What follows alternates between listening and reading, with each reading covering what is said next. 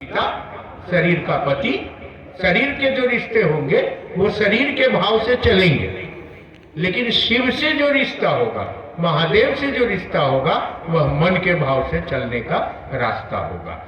अब मन के रास्ते से जब चलेंगे तो ये रास्ता सूक्ष्म है, स्थूल नहीं है, यानी बाहर नहीं है, जगत में नहीं है।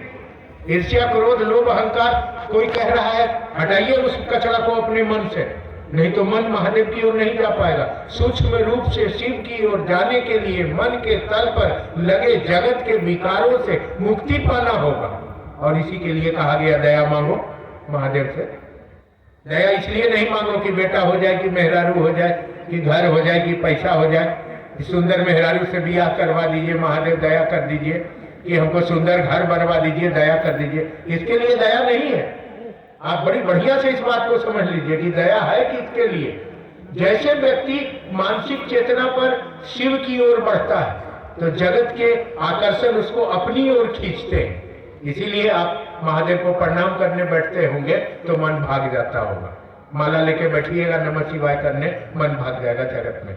इसीलिए आप महादेव से दया मांगने बैठते होंगे तो मन भाग जाता है धरती में, नहीं जाता है, मन से जाना है। सूक्ष्म रास्ता है ये, सूक्ष्मता से अति सूक्ष्मता की ओर, मन से परमात्मा की ओर, ईश्वर की ओर। इसीलिए यहाँ जात धर्म नहीं है, इसीलिए यहाँ हिंदू, मुसलमान, सिख, ईसाई, जैन संप्रदाय आदि किसी तरह का बंधन नहीं है। सभी लोग अपने हैं हमारे, हम सभी उसी ईश्वर के अंश हैं।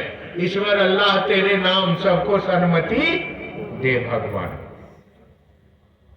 आप अंतिम पायदान पर पहुंचे हुए हैं। अपनी यात्रा का ध्यान रखिएगा। इसीलिए यहाँ कोई बंधन नहीं है, इसीलिए यहाँ कोई धर्म और जात और संप्रदाय की बात नहीं है। तो चलना मन के रास्ते, जैसे मन के रास्ते हम महादेव की ओर बढ़ने की कोशिश करते हैं, महादेव को प्रणाम करने की कोशिश करते हैं, महादेव से दया मांगने की कोशिश करते हैं, आप देखते होंगे, हर गुरु बहन महसूस की होगी, हर गुरु भाई महसूस किए होंगे कि मेरा मन भटक जाता है और जगत के भाव में बंध जाता है। उसी जगह दया मांगने की बात कही गई है।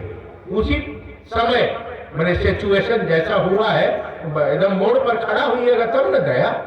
वहां पर भटका मेरा मन, और मने मन महादेव से कहिए कि महादेव हम पर दया नहीं करिएगा। 10 साल हो गया, 15 साल हो गया, 18 साल हो गया घोषणा कराए हुए, 15 साल का मर्दाना मेरा है, 15 साल का बेटा मेरा है। चला 1 मिनट नजर से ओझल हो जाता है तो मैया छाती पीटने लगती है। सांझ हो गया, बउआ नहीं आया तो माँ को नींद नहीं आ रहा है, कहाँ चल गया, कहाँ चल गया। देखिए तो कितना तड़प है मेरा बेटा के लिए, मेरा पति के लिए और मेरे महादेव के लिए। 15 बरस हो गया, 18 बरस हो गया, अभी तक मन भाग जा रहा है। कौन सी महादेव का चेला है?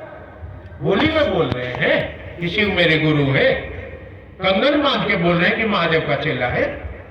अरे मन भटक जा रहा है। सब पुराने गुरु बहन कहती है, गुरु भाई कहते हैं, मन भटक जाता है, महादेव को प्रणाम नहीं हो पाता, महादेव से दया नहीं मांग पाते। क्यों? उसी पॉइंट पर, उसी स्पॉट पर रुक जाइए और मन महादेव से दया की याचना करिए कि महादेव थोड़ी सी दया जो कर देते, निर्वाह हमारा हो जाता।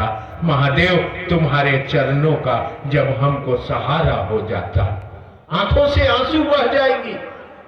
अगर उसी स्पॉट पर खड़ा होकर आप महादेव से दया मांगेंगे तो मन मांगेगा दया उस स्पॉट पर, वहीं पर जहां हमारा मन बिखर रहा है, जहां हमारा मन जगत के भाव से बंध रहा है। अब उसी स्पॉट पर हम दया मांगेंगे कि महादेव तुम्हारे चरणों का जब हमको ठिकाना हो जाता, महादेव थोड़ा मदद कर दीजिए, हमसे नहीं हो रहा है, हम आपको प्रणाम करना चाहते हैं, हम आपसे दया मांगना चाहते हैं, लेकिन मेरे मन में जगत के विकार दहाड़ मार रहे हैं, संसार मुझको अपनी ओर खींच रही है। इतना बरस हो गया आपको प्रणाम नहीं कर सके, इतना बरस हो गया आपसे हम दया नहीं मांग सके।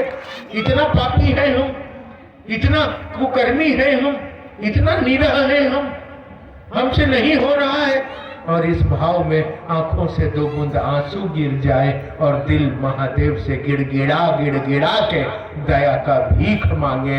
ऐसी स्थिति अगर हमारे आपके मन की होगी, तत्क्षण महादेव की दया आपके जीवन पर उतरने लगेगी और आपका मन जगत रूपी अंधकार से गुरु दया रूपी प्रकाश में जाने लगेगा और उसी समय से हमारे मानसिक चेतना का परिमार्जन शुरू हो जाएगा। इसलिए ये बात समझ के चलिए, समय हमारे आपके जीवन में बहुत कम है, उम्र का कोई ठिकाना नहीं है, फिर बीमारी आ रही है। कोरोना आ गया है, बिहार में भी 2-3 आदमी मर चुके हैं, आज का रिपोर्ट है। फिर पता नहीं किसको निगल जाए, कब खा जाए, जाना पड़ जाए। क्या लेके आए हैं, क्या लेके जाइए, क्या मन में गया? मन में जगत जा रहा है कि महादेव जा रहे हैं? मन धरती के भाव से भारी है कि महादेव के दया से भारी है? तो ये आपको देखना है, आपकी अपनी यात्रा है और अपनी यात्रा पर चलने के लिए हम आप चले हैं, शिव की ओर चलने के लिए आए हैं। इस दिशा में हमको आपको स्वतः बढ़ना होगा, अपने आप से बढ़ना होगा। और शिव की शिष्यता आसमान का सफर है, धरती का सफर नहीं है।